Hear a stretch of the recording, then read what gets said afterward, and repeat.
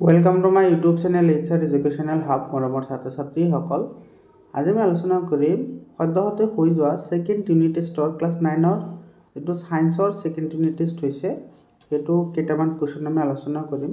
ইয়াতে যিবোৰ কুৱেশ্যন আহিছে সেই কুৱেশ্যনকেইটা বহুতেই ইম্পৰ্টেণ্ট হয় তোমালোকৰ এক্সামৰ কাৰণে। এনেকুৱা ধৰণৰ কুৱেশ্যন কিন্তু তোমালোকৰ পৰীক্ষাত আহিব। মৰমৰ ছাত্ৰ ছাত্ৰীসকল, তোমালোকক জনাই থওঁ যে তোমালোকৰ কাৰণে মই হোৱাটছআপ গ্ৰুপ বনাইছোঁ, য'ত তোমালোকে ফ্ৰী অফ কষ্টত তোমালোকে MCQ প্লাছ লং কুৱেশ্যনৰ এনচাৰ তোমালোকে পাই যাবা। কমেণ্ট ছেকশ্যনত মই হোৱাটছআপ গ্ৰুপৰ লিংক দি থ'ম, তোমালোকে তাতে গৈ হোৱাটছআপ গ্ৰুপত জইন হ'বা। মৰমৰ ছাত্ৰ ছাত্ৰীসকল, তোমালোকে তাতে PDF ফাইল পাই যাবা। লগতে তোমালোকৰ যিকোনো ডাউট থাকিলে তোমালোকে তাতে সেইটো ছল্ভ আউট কৰিব পাৰিবা। এতিয়া চোৱা, তোমাৰ ক্লাছ 9ৰ ছায়েন্সৰ অলৰেডি তোমাৰ 98% চেপ্টাৰৰ অৰ্থাৎ তোমাৰ 13টা চেপ্টাৰত মই কি কৰিছোঁ, MCQ আপলোড কৰিছোঁ। যদি তোমালোকে চোৱা নাই ভিডিঅ'বোৰ চাই ল'বা, প্লেলিষ্ট বনোৱা আছে। সেইবোৰৰ যদি তোমাৰ PDF ফাইল লাগে, PDF ফাইল তোমালোকে গ্ৰুপত পাই যাবা। আৰু তোমালোকৰ যিটো হাফ ইয়াৰলি এক্সাম হৈছে, মই দিয়া MCQৰ পৰা 99% MCQ কমন আহিছে। তোমালোকৰ যদি বিলিভ নহয়, তোমালোকে প্লেলিষ্টত গৈ চেক আউট কৰিব পাৰা তোমালোকৰ জিলাত কেনেকুৱা ধৰণৰ কুৱেশ্যন আহিছে বা তোমাৰ বেলেগ বেলেগ জিলাত কেনেকুৱা ধৰণৰ কুৱেশ্যন আহিছে। বহুতকেইটা হাফ ইয়াৰলি এক্সামিনেশ্যনৰ কুৱেশ্যন মই সলভ কৰি আপলোড কৰি থৈছোঁ। এতিয়া চোৱা, যিকেইটা কুৱেশ্যন আহিছে বহুতেই ইম্পৰ্টেণ্ট হয় আৰু ৰিলেটেবল কুৱেশ্যন হয় বহুতে। এতিয়া তোমাৰ কি কুৱেশ্যন কৈছে চোৱা, ইয়াতে ডিফাইন ল অফ কনষ্টেণ্ট প্ৰপৰ্চনেলিটি, যিটো আমাৰ নিৰ্দিষ্টানুপাত যিটো সূত্ৰ আছিল, এইটো অসমীয়াত কি বুলি কয়, নিৰ্দিষ্টানুপাত বিধি বা সূত্ৰ। নিৰ্দিষ্টানুপাত সূত্ৰটো কি আছিল চোৱা, নিৰ্দিষ্টানুপাত সূত্ৰ মতে যেতিয়া কোনো এটা পৰমাণু দুটা বা ততোধিক পৰমাণু লগ লাগি এটা যৌগ গঠন হয়, তেতিয়াহ'লে সেই যৌগটোত যিবোৰ পৰমাণু থাকিব সেই পৰমাণুবোৰৰ অনুপাত সদায় কি থাকিব, সমান থাকিব। কেতিয়াও কি নহয়, চেঞ্জ নহয়। এক্সাম্পল হিচাপে চোৱা, তোমাৰ এইটো ৱাটাৰ। এতিয়া চোৱা, হাইড্ৰজেন আছে তোমাৰ কেইটা, হাইড্ৰজেন আছে তোমাৰ দুটা আৰু অক্সিজেন আছে কেইটা, এটা। এই যিটো তোমাৰ পৰমাণুৰ যিটো অনুপাত, এই অনুপাতে পানীত তুমি পৃথিৱীৰ য'তে লৈ নোযোৱা কিয় এই অনুপাতটো সদায় কি থাকিব, চেম থাকিব। বা যিকোনো অৱস্থাতে কি থাকিব, চেম থাকিব। আৰু ইয়াৰে যদি ভৰৰ অনুপাত কোৱা, তেতিয়াহ'লে এইটো কিমান আহিব, এইটো 2:16 মানে এইটো 1:8। ইয়াৰে ভৰৰ অনুপাত সদায় কি থাকিব, চেম থাকিব। বা ইহঁতৰ পৰমাণুৰ সংখ্যা সদায় কি থাকিব, চেম থাকিব। এইটোক কয় তোমাৰ কনষ্টেণ্ট প্ৰপৰ্চনেল ৰুল বুলি কয় বা নিৰ্দিষ্টানুপাত সূত্ৰ বুলি কয়। বুজি পাইছানে? ইয়াৰে পিছৰ প্ৰশ্নটোত কি কৈছে চোৱা, এতিয়া what is the little name of iron. তোমালোকে সকলোৱে জানা যে আইৰণৰ চিম্বল হৈছে Fe, আৰু এই Feটো আহিছে ক'ৰ পৰা, এইটো ফেৰাছৰ পৰা আহিছে। এইটো ফেৰাছ। ফেৰাছ মানে হৈছে আইৰণ, আৰু এই ফেৰাছৰ ফাৰ্ষ্ট লেটাৰ দুটা হৈছে F আৰু E। এইটো হৈছে তোমাৰ লেটিন ৱৰ্ড হয়, ফেৰাছ শব্দটো তাৰে পৰা আহিছে। ইয়াৰ পিছত 3 নম্বৰ কুৱেশ্যনটো চোৱা কি কৈছে, what is atomic mass unit.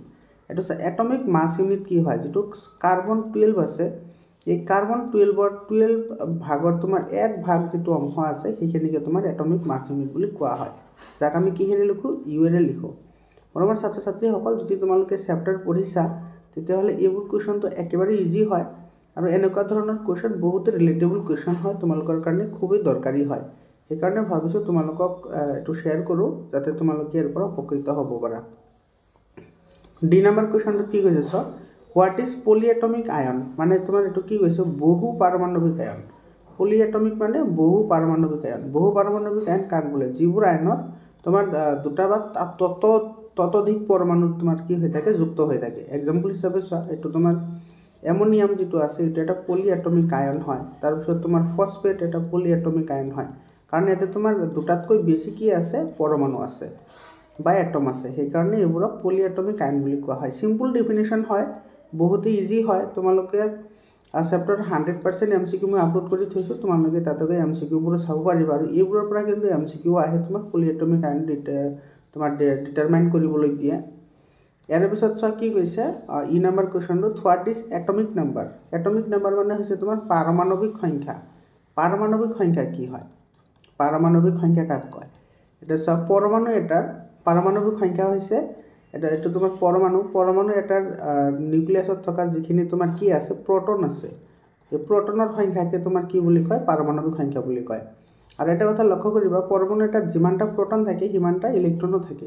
কিন্তু ইলেক্ট্ৰন হৈছে নিগেটিভ আৰু প্ৰটন হৈছে পজিটিভ। সেইকাৰণে পৰমাণু এটা সদায় বৈদ্যুতিকভাৱে উদাসীন হৈ থাকিব বিচাৰে। তাৰমানে এটমিক নাম্বাৰটোৰ ডেফিনেশ্যন তুমি এনেকৈ লিখিবা, পৰমাণু এটা আৰ নিউক্লিয়াছত থকা প্ৰটনৰ সংখ্যাকে তাৰ কি বুলি কোৱা হয় এটমিক নাম্বাৰ বা পাৰমাণৱিক সংখ্যা বুলি কোৱা হয় বুজি পালানে ইয়াৰ পিছত তোমাৰ F নম্বৰ কোৱেশ্চনটো কি হৈছে so what are the two conditions that required to satisfy work to be done হেতু সা কাৰ্য কৰিবলৈ হলে আমাৰ দুটা শৰ্ত পূৰণ হ'বই লাগে সেই শৰ্ত দুটা কি আছিল আমি সকলে জানো যে W = Fs হেতু সা S মানে হৈছে হৰণ S মানে কি হৰণ আৰু F মানে হৈছে বল ইয়াৰ পৰা আমি ক'ব পাৰি অৰ্থাৎ কোন এটা বস্তুৰ ওপৰত আমি কাৰ্য তেতিয়াহে কৰা বুলি কম যেতিয়া সেই বস্তুটোৰ ওপৰত এক নম্বৰত লিখিবা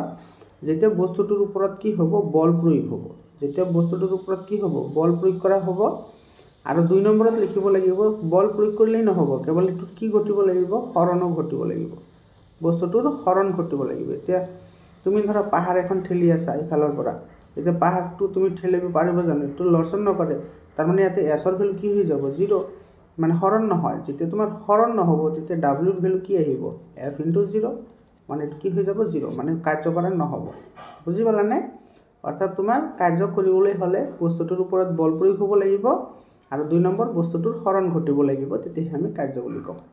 ইয়াৰ পিছত তোমাৰ জি নম্বৰ কোৱেশ্চনটো সৈতে বহুত ইম্পৰ্টেন্ট কোৱেশ্চন হয় এনেকুৱা ধৰণৰ কোৱেশ্চন তোমালোকৰ ফাইনেলত আহাটো নিশ্চিত এনেকুৱা ধৰণৰ আহিব এটা সা জুল আমি সকলে জানো কাৰ্যৰ একক হৈছে জুল আৰু এটুক জেৰে লিখা হয় আমি এই মাত্ৰ লিখিলো সো w = কি হয় f * s হয় তুমি ইয়াৰ পৰা ডেফিনেশনটো দিব পাৰা আৰামসে দিব পাৰা সো f ৰ ভ্যালু যদি তোমাৰ 1 নিউটন হয় আৰু s ৰ ভ্যালু যদি তোমাৰ 1 মিটাৰ হয় তেতিয়া হলে কাৰ্যৰ পৰিমাণ কি হ'ব 1 জুল হ'ব অৰ্থাৎ তুমি 1 জুলটো কেনেকৈ ডিফাইন কৰিবা তুমি এনেদৰে লিখিবা যে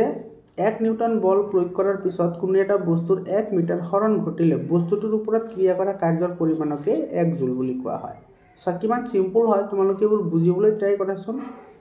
মই আকৌ কৈছো সো এটো w = fs ইয়াতে f ৰ ভ্যালু তুমি 1 ধৰা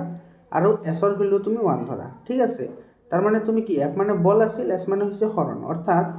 কোনো বস্তুৰ ওপৰত তুমি 1 নিউটন বল প্ৰয়োগ কৰাৰ পিছত যদি বস্তুটোৰ হৰণ 1 মিটাৰ হয় তেতিয়া হলে সেই বস্তুটোৰ ওপৰত কৰা কাৰ্যৰ পৰিমাণ কি হ'ব 1 জুল হ'ব এটো হৈছে ডেফিনিশন বুজি পালানে h নম্বৰ কোৱেশ্চনটো কি কৈছে what is the commercial unit of energy so commercial unit of energy মানে তোমাৰ এটো বাণিজ্যিক শক্তিৰ একক কি এটো হৈছে কিলোৱাট ঘণ্টা যাক আমি কি বুলি কও ইউনিট বুলি কও মনত ৰাখিবা বহুত ইম্পৰ্টেন্ট হয় কিলোৱাট ঘণ্টা বা ইউনিট মনত থাকিবনে ইয়াৰ পিছত জে নম্বৰ কোৱেশ্চনটো কি কৈছে সৰি এটো আই নম্বৰ কোৱেশ্চনটো আছে who discovered neutron and when neutron কোনে আৱিষ্কাৰ কৰিছে আৰু কেতিয়া আৱিষ্কাৰ কৰিছে এটো সান নিউটনৰ কথা কৈছে তো নিউটন কোনে আৱিষ্কাৰ কৰিছে এটো তোমাৰ চাৰ্লছ নামৰ মানুহজনে তোমাৰ কি কৰিছে নিউটন আৱিষ্কাৰ কৰিছে আৰু কিমান চনত আৱিষ্কাৰ কৰিছে এটো 1932 চনত মনত ৰাখিবা বহুত ইম্পৰ্টেন্ট হয় আৰু এটা মনত ৰাখিবা 1900 চনত তোমাৰ জে থমসনে তোমাৰ ইলেক্ট্ৰন আৱিষ্কাৰ কৰিছে জে থমসন কি আৱিষ্কাৰ কৰিছে ইলেক্ট্ৰন আৱিষ্কাৰ কৰিছে মনত থাকিবনে ইয়াৰ পিছত জে নম্বৰ কোৱেশ্চনটো চোৱা জে নম্বৰ কোৱেশ্চনটো কি কৈছে how can you differentiate between potential energy and kinetic energy এটো আছে তোমাৰ পটেনশিয়াল এনাৰ্জি আৰু কাইনেটিক এনাৰ্জি যেটো আছে পটেনশিয়াল মানে হৈছে তোমাৰ স্থিতি শক্তি এটো স্থিতি শক্তি আৰু তোমাৰ ইফালে আছে কাইনেটিক এনাৰ্জি মানে হৈছে গতি শক্তি এটোৰ মাজত ডিফাৰেন্স কি হেতু হদিছে এটা ডিফাৰেন্স কি হ'ব স্থিতি শক্তি মানে কি বস্তু এটা স্থিতি অৱস্থাত ৰৈ থকাৰ কাৰণে বা বস্তু এটা ৰৈ থকাৰ কাৰণে যি শক্তিৰ অধিকাৰী হয় তাকে তোমাৰ পটেনশিয়াল এনাৰ্জি অৰ্থাৎ স্থিতি শক্তি বুলি কোৱা হয় আৰু বস্তু এটা গতিৰ কৰাৰ কাৰণে যি শক্তি লাভ কৰে তাক গতি শক্তি বুলি কোৱা হয় আৰু স্থিতি শক্তিৰ তোমাৰ ইকুৱেশনটো কি আছিল mgh এটো ep = mgh আৰু কাইনেটিক এনাৰ্জি কি আছিল ek = half into m into v square এটো আছিল গতি শক্তি আৰু এটো হৈছে তোমাৰ স্থিতি শক্তি এখানে লিখিলে সাফিসিয়েন্ট হৈ যাব যেহেতু 1 মাৰ্কৰ কোৱেশ্চন হয় ইয়াতে 2 নম্বৰ প্ৰশ্নটো বহুত ইম্পৰ্টেন্ট কোৱেশ্চন হয় prove that ek = half mv square অৰ্থাৎ এটো তোমাৰ কাইনেটিক এনাৰ্জি যেটো এক্সপ্ৰেছন আছে এই এক্সপ্ৰেছনটো হয় এটো ek = half mv square মৰমৰ ছাত্ৰ ছাত্ৰী সকল এই কোৱেশ্চনটো মই বেলেগ এটা ভিডিওত আলোচনা কৰিম যেটো ভিডিওত মই যেটো তোমাৰ ওয়াৰ্ক এন্ড এনাৰ্জি আছে হেতু চেপ্টাৰৰ হয় এটো মানে কাৰ্য আৰু শক্তি চেপ্টাৰৰ হয় তো কাৰ্য আৰু শক্তিৰ পৰা এই চেপ্টাৰটোৰ যিকেটা তোমাৰ ইম্পৰ্টেন্ট মোস্ট ইম্পৰ্টেন্ট তোমাৰ নিউমেৰিকেলছ আছে আৰু যিবোৰ তোমাৰ লং কোৱেশ্চন আছে সেই লং কোৱেশ্চন কেটা আলোচনা কৰিম তোমালোকে গ্ৰুপত জয়েন হৈ লোৱা তোমালোকে গ্ৰুপত পাই যাবা তোমালোকে পিডিএফ ফাইল পাই যাবা ইয়াৰ পিছৰ প্ৰশ্নটো চোৱা এটো এক্সপ্লেইন বৰছ মডেল অফ এটম এটো চোৱা বৰৰ যেটো এটমিক মডেল আছিল হেতু তুমি কি কৰিব লাগে ইয়াতে ডিফাইন কৰিব লাগে সব বৰৰ পৰমাণু আৰ্হি কি আছিল সব বৰৰ পৰমাণু আৰ্হি মতে পৰমাণু এটাত থকা যিবোৰ ইলেক্ট্ৰন আছে সেই ইলেক্ট্ৰনবোৰ কিছুমান নিৰ্দিষ্ট কক্ষপথতে কি কৰে এনেকে ঘূৰি থাকে আৰু এই কক্ষপথবোৰক শক্তি স্তৰ বুলি কোৱা হয় এটো হৈছে তোমাৰ কে খুল এটো এল খুল এটো এম খুল আৰু তাৰ বাহিৰত এটা আছে হেতু হৈছে এন খুল এটো হৈছে তোমাৰ ফাৰ্স্ট পোস্টুলেট বা স্বীকাৰ্য তো স্বীকাৰ্য দুটা লিখি দিলে এটোৰ আনসাৰ হৈ যায় আৰু দুই নম্বৰটো কি আছিল যেতিয়া তোমাৰ এই ইলেক্ট্ৰনবোৰে ইয়াৰ কক্ষপথৰে যেতিয়া পৰিভ্ৰমণ কৰে তেতিয়া কোনো ধৰণৰ শক্তি বিকিৰণ নকৰে আৰু তোমালোকে এই ডায়াগ্ৰামটো মনত ৰাখিবা ডায়াগ্ৰামটো পৰীক্ষাত কিন্তু আহে এই ডায়াগ্ৰামটো যে বৰৰ পৰমাণু আৰ্হিৰ তোমাৰ এটো ডায়াগ্ৰামটো আকা তিনিটা কক্ষৰ হৈতে বা চাৰিটা কক্ষৰ হৈতে আকিবলৈ আহে তো এটো আছিল তোমাৰ বৰৰ পৰমাণু আৰ্হি একেবাৰে সিম্পল হয় বৰৰ পৰমাণু আৰ্হিটো 4 নম্বৰ কোৱেশ্চনটো কি কৈছে sir draw the structure of magnesium এটা তুমি চোৱা ম্যাগনেসিয়াম আমি জানো ম্যাগনেসিয়ামৰ এটমিক নাম্বাৰ হৈছে 12 অৰ্থাৎ পাৰমাণবিক সংখ্যা হৈছে 12 গতিকে ইয়াতে তোমাৰ ইলেক্ট্ৰনীয় বিন্যাস কি হ'ব 281 হ'ব ইয়াৰ আমাৰ ইলেক্ট্ৰনীয় বিন্যাস হৈ গ'ল এটো ইলেক্ট্ৰন কনফিগাৰেশন হ'ব 281 আৰু ইয়াতে তোমাৰ কি কৈছে mention it's atomic number year atomic number হৈছে 12 এটো आंसर হৈ গ'ল এটা ব্যালেন্স ওলাব লাগে এটো চোৱা আউটাৰ শেলত তোমাৰ কিমানটা ইলেক্ট্ৰন আছে এটা ইলেক্ট্ৰন আছে গতিকে ইয়াৰ ব্যালেন্সি হ'ব 1 আৰু এটো মেটেল নে নন মেটেল হয় এটো তোমাৰ কি হ'ব মেটেল হ'ব বিকজ এটা তোমাৰ আউটাৰ শেলত তোমাৰ কিমানটা ইলেক্ট্ৰন আছে এটা ইলেক্ট্ৰন আছে তোমালোকে মনত ৰাখিবা যিবোৰ মেটেল আছে মেটেলৰ আউটাৰ শেলত 1 2 বা 3 ইলেক্ট্ৰন থাকে এটা দুটা বা তিনিটা ইলেক্ট্ৰন থাকে যদি এটা দুটা বা তিনিটা ইলেক্ট্ৰন থাকে তেতিয়াহলে হেতুক আমি কি বুলি কম মেটেল বুলি কম আৰু যদি ইয়াতকৈ বেছি থাকে তেতিয়াহলে হেতু তোমাৰ কি হ'ব নন মেটেল হ'ব বুজি পাইছানে আৰু ইয়াৰে তোমাৰ ষ্ট্ৰাকচাৰ ৰাখিব লাগে তো ম্যাগনেসিয়ামৰ ষ্ট্ৰাকচাৰ কেনেকুৱা হ'ব মই এটা আকি দিছো চোৱা ম্যাগনেসিয়ামৰ ষ্ট্ৰাকচাৰ এটো তোমাৰ তিনিটা শেল আহিব এটো 1 2 এটো 3 তিনিটা শেল আহিব তো তোমাৰ ফাৰ্স্ট শেলত দুটা ইলেক্ট্ৰন থাকিব পাৰে এতে তোমাৰ দুটা আহিব আৰু তোমাৰ সেকেন্ড শেলত আহিব কেইটা আঠটা আহিব এটো 3 4 5 6 7 আৰু এটা দিতে 8 আৰু লাষ্টত ৰল কেইটা এটা এটো হৈছে তোমাৰ ম্যাগনেসিয়ামৰ এটমিক ষ্ট্ৰাকচাৰ বুজি পাইছানে এটো হৈ গল এটোৰ आंसर মৰমৰ ছাত্ৰ ছাত্ৰী সকল তোমাৰ কেনেকৈ এটমিক ইলেক্ট্ৰনিক কনফিগাৰেশন লিখা হয় এই বিষয়ে মই বেলেগ এটা ভিডিওত আলোচনা কৰিম তোমালোকে চেনেলটো সাবস্ক্ৰাইব কৰা আৰু তোমাৰ বন্ধুবৰ্গৰ সৈতে শেয়াৰ কৰা তোমালোকে অলপমান যদি মনোযোগ দিয়া মই গ্যাৰান্টি দিছো তোমালোকে 100% কনসেপ্টখন ক্লিয়াৰ কৰিব পাৰিবা আৰু যদি এটমিক তোমাৰ নাম্বাৰ বা ইলেক্ট্ৰনিক কনফিগাৰেশন যদি তুমি এতিয়া যদি ক্লাস 9 থাকতে যদি শিকিব নোৱাৰা নাই তেতিয়ালে তুমি ক্লাস 10 ত গলে কেমিস্ট্ৰি বুজাত বহুত প্ৰবলেম আহিব গতিকে মই ভিডিও এটা বনাম মছিৰি বনাম 2 দিনৰ ভিতৰতে ভিডিও এটা বনাম তোমালোকে ভিডিওটো চাই লবা কেনেকৈ ইলেক্ট্ৰন কনফিগাৰেশন লিখা হয় ইয়াৰ পিছৰ প্ৰশ্নটো চোৱা 5 নম্বৰ কোৱেশ্চনটো কি কৈছে চোৱা right down da formula of ammonium sulphate এতে এমোনিয়াম সালফেট লিখিবলৈ দিছে চোৱা এমোনিয়াম মানে হৈছে NH4 আৰু সালফেট মানে হৈছে SO4 এটা লক্ষ্য কৰা যেটো সালফেট আছে সালফেটৰ ভ্যালেন্সি হৈছে 2 আৰু এমোনিয়ামৰ ভ্যালেন্সি হৈছে 1 গতিকে ইয়াতে তোমাৰ 2 আহিব অৰ্থাৎ এটো এই হ'ব এটো ammonium sulphate NH4 to SO4 এটো এমোনিয়াম সালফেটৰ সংকেত এটো হৈ গল ইয়াৰ পিছত তোমাৰ কি কৈছে সোডিয়াম অক্সাইড এটো সোডিয়াম এটো 2 এটো হৈছে সোডিয়াম অক্সাইডৰ সংকেত এটো তোমাৰ কেনেকৈ তোমাৰ ফৰ্মুলা লিখা হয় এই বিষয়ে আমি এটা ভিডিও বনাম তোমালোকে চাই থাকিবা তোমালোকৰ গ্ৰুপত মই শেয়াৰ কৰি দিম ভিডিওবোৰ তোমালোকে ভিডিওবোৰ চাই লবা বহুত ইম্পৰ্টেন্ট হয় মই বাৰে কৈ আছো বহুত ইম্পৰ্টেন্ট হয় তুমি যদি এইখিনি কথা বুজি নোপোৱা তেতিয়াহলে কিন্তু তোমালোকে ক্লাস 10 ত গলে তুমি যিখিনি তোমাৰ কেমিস্ট্ৰি আছে এই কেমিস্ট্ৰিখিনি তুমি একেবাৰে বুজি নাপাবা গতিকে তুমি এইখিনি জানাটো বহুতই দৰকাৰ হয় ইয়াৰ পিছত কি হৈছে 6 number calculate the molecular mass of magnesium chloride এটা তোমাৰ মলিকুলাৰ মাস ওলাবলৈ দিছে মানে আণবিক ভৰ কাৰ ওলাবলৈ দিছে ম্যাগনেসিয়াম ক্লোৰাইডৰ এটো MgCl2 এটা তোমাৰ আণবিক ভৰ ওলাবলৈ দিছে আণবিক ভৰ ওলাবলৈ হলে আমি কি কৰিব লাগে ম্যাগনেসিয়ামৰ যিমান ভৰ আছে আৰু ক্লোৰিনৰ যিমান ভৰ আছে হেতু আমি কি কৰিব লাগিব প্লাস কৰিব লাগিব এটো সা ম্যাগনেসিয়ামৰ ভৰ কিমান ম্যাগনেসিয়ামৰ ভৰ আছে 24 এটো হৈ গল এটো প্লাস আহিব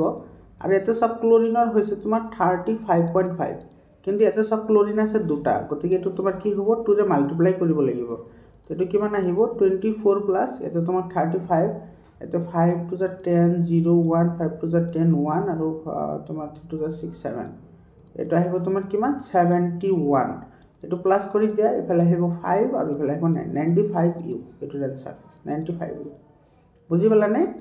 ইয়াৰ পিছত চোৱা 7 নম্বৰ কোৱেশ্চনটো বহুত ইম্পৰ্টেন্ট হয় এনেকুৱা ধৰণৰ কোৱেশ্চনটো তোমালোকৰ পৰীক্ষাত আহিব মই 100% গ্যাৰান্টি দি কৈছো তোমালোকৰ এনেকুৱা ধৰণৰ কোৱেশ্চন আহিব এটো সব কনভাৰ্ট ইনটু মোল এটো 12 গ্ৰাম অফ অক্সিজেন গেছক তুমি কি কৰিব লাগে মোললৈ পৰিৱৰ্তন কৰিব লাগে যে তোমাৰ ভৰ দি আছে 12 গ্ৰাম এটোতে একেবাৰে সিম্পল হয় প্ৰথমতে তুমি অক্সিজেনৰ ভৰ লৈ লোৱা অক্সিজেনৰ ভৰ কিমান হ'ব সো এটা অক্সিজেনৰ হৈছে 16 তেতে দুটা অক্সিজেন আছে তো 2 আহিব মাল্টিপ্লাইড বাই 2 তো এটা আহিব তোমাৰ 32 গ্ৰাম আৰু ইয়াতে তোমাৰ গিভেন ভৰ দি আছে কিমান দি আছে এটো দি আছে তোমাৰ 12 গ্ৰাম তেতিয়া হলে মলৰ সংখ্যা ওলাব লাগে গতিকে ইয়াৰ পৰা তুমি ওলোৱা মলৰ সংখ্যা বা mole number is equal to given mass divided by molecular mass 32 হয়নে এটো ক্যান্সেল কৰিলে কিমান বাৰ যাব এটো যাব তোমাৰ 6 দুগুণা 12 আৰু ইফালে 16 দুগুণা 32 এটো আকৌ 2 ৰে যাব 2 3 গুণ 6 2 8 গুণা 16 এটা তোমাৰ ইয়াতে বাকি ৰল 3/8 এটা 3/8 ক তুমি ডিভাইড কৰা 3/8 ক ডিভাইড কৰিলে কিমান আহিব পয়েন্ট দিলে 0 8 3 গুণ আহিব 24 ভাল থাকিব 6 পয়েন্ট দিলে 0 8 8 গুণ 64 8 7 গুণ 56 56 ইফালে 4 পয়েন্ট দিলে 0 40 8 5 * 40 এটা আহিব 0.375 মোল এটো आंसर এটো ইয়াৰে आंसर হয় বুজি পালানে একেবাৰে সিম্পল প্ৰসেস হয় এটো তোমাৰ মোললৈ পৰিৱৰ্তন কৰাটো ইয়াৰ পিছৰ প্ৰশ্নটো চোৱা 8 নম্বৰ কোৱেশ্চনটো এতে ই bromine atom is available in the form of any two isotopes এটো ব্ৰোমিন ইমান দি আছে আৰু ব্ৰোমিন ইমান দি আছে calculate the average mass of bromine এটো বেলেগ এটা ভিডিওত আলোচনা কৰিম এটো অলপমান ক্যালকুলেশন কৰিব লাগে 9 নম্বৰটো কৈছে আইসোটোপস উইথ এক্সাম্পল এটো আইসোটোপ মানে হৈছে সমস্থানিক কাক বলে এক্সাম্পল দিবলৈ দিছে আৰু গিভেন টু ইউজেস অফ আইসোটোপস আৰু আইসোটোপৰ তোমাৰ কি কৰিব লাগে সমস্থানিকৰ দুটা ব্যৱহাৰ লিখিব লাগে সমস্থানিক কাক বলে একেবাৰে সিম্পল হয় সমস্থানিক কাক বলে হয়নে তোমালোকে এটা কাম কৰাছন